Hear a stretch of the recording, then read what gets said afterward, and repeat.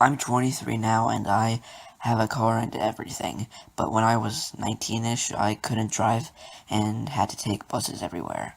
One day I was on the way to meet a friend at the local big mall slash cinema because there was some movie we wanted to see that was only showing there.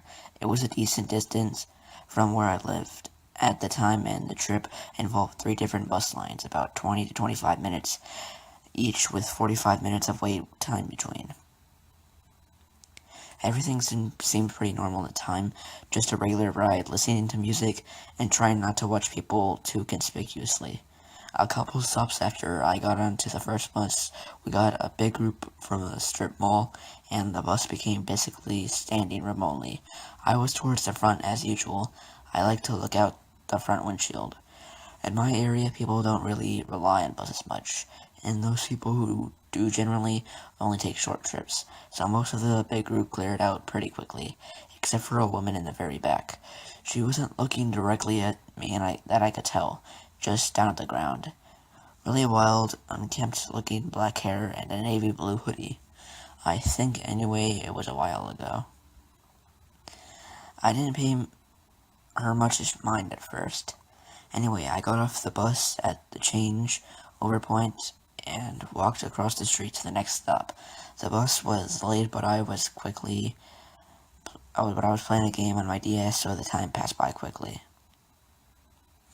When it finally arrived, I sat in my usual spot near where I stand in the front and looked around. The woman was on this bus too, a couple seats forward this time, and rocking back and forth, that kind of thing. I didn't think it was too weird yet. The route I took to this mall was kind of strange, but I've shared a couple of buses with the same people before. People fidget for all kinds of reasons. I did. Groups of people got on and off the bus as normal, etc., etc., but as they did, she got a couple seats closer. Okay, fine. It was a little unnerving, but people move closer to the middle of the bus all the time. That's where the secondary doors are, and they're easier to get to than walking all the way to the front. I tried to ignore it up by getting back into my game and turning the music up, but I knew I was being watched. I got off the bus, headed to the next stop, rinse and repeat. The third bus is a straight line across the country to the mall, and is the longest leg of it. At that point, the woman was sitting in the seat right next to the metal doors, and I started to get actually nervous. I turned my music off so I could hear something if I needed to. I tried not to make a big deal about it, but I did keep an eye on her. She was muttering to herself, but I couldn't hear anything yet. She was too far away. Sure enough, as people filled on and off the bus, she got closer. I was sitting in the set of seats right by the door, which faced the aisle, so I could watch her. I pretended I was asleep and watched her moving towards me. She was clearly trying to time her seats' movements so they'd be disguised by people getting on and off the bus. 3 rows, 2 rows, 1 row. I was shitting bricks at this point. She finally was close enough that I could hear her. She was ranting aloud to herself about cutting me, about how my face was perfect if only I would stop looking at her like that. Her hands were fidgeting around something in the front pocket of her hoodie, and I saw a light glint off something. When she moved to sit on the same row as me, I yanked the stop cord, whispered to the bus driver. She followed me with a knife and hopped off the bus ASAP. I didn't run, though. I was worried a sudden movement might make her change. She followed me off, and once the driver realized I wasn't making it up, he got off the bus and jogged after us. He yelled at her that he was going to call the cops, which distracted her long enough for me to sprint into the nearest drugstore and hide and call my mom.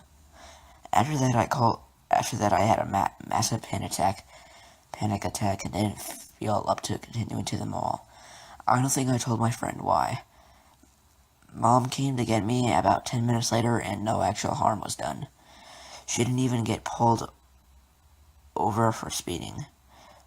Kinda an anticlimactic end, I guess, but thinking back on it now, I might owe that bus driver my life.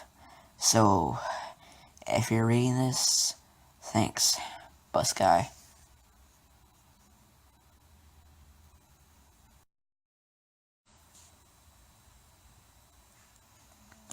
A few years ago, I was leaving my grad school office late around 10 p.m. to catch the bus home.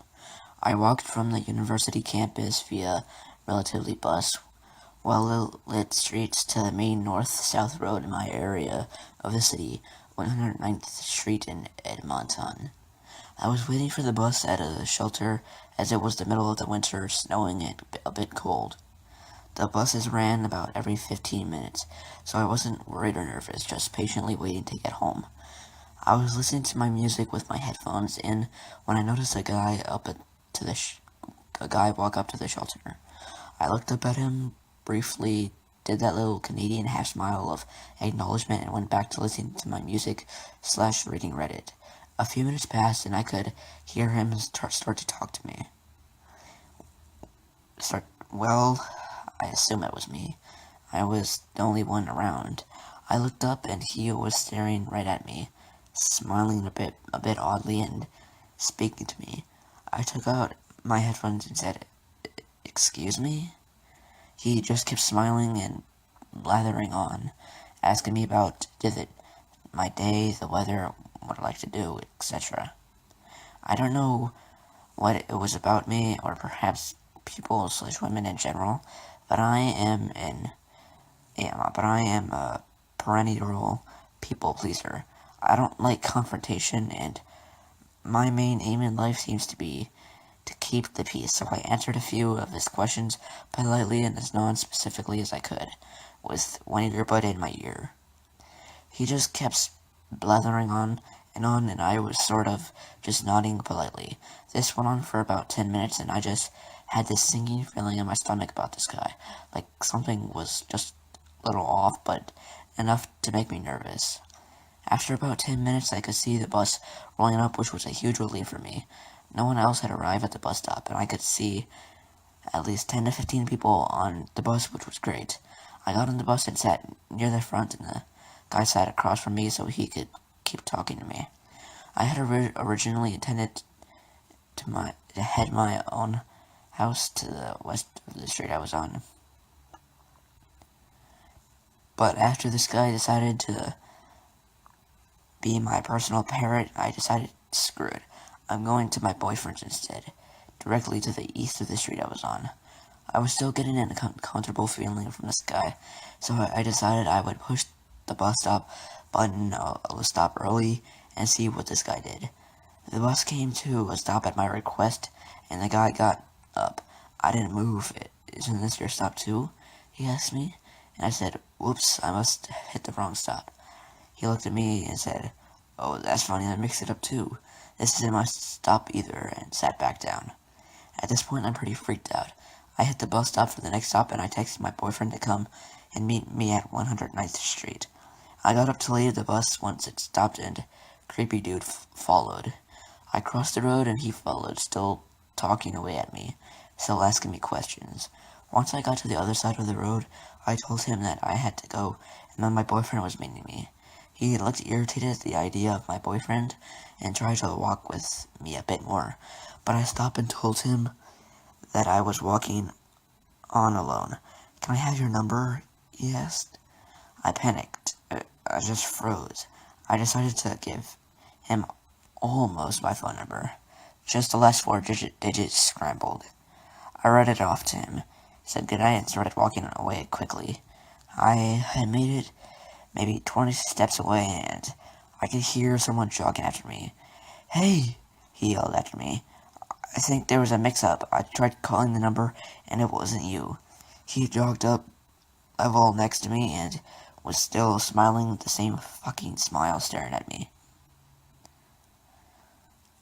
How weird, I said, grabbing my phone.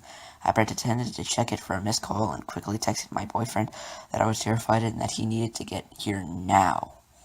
"So what's your real number, then?" he asked. I honestly don't know what I would have done. I think I would have given him my real number. I just had no idea what to do. It was so cold, it was winter, it was dark, in this little residential neighborhood I had entered, and I knew I couldn't outrun him. Luckily for me, that's when my boyfriend came running up. He's 6'3" and somewhat imposing. I turned to the guy and said, "Have a good night," and jogged up to my boyfriend and just launched myself at him. I didn't look back at the creepy dude, but I did tell my boyfriend to please make sure the doors were all locked and the windows all closed before we went to bed that night. So, creepy bus dude, let's not meet ever again.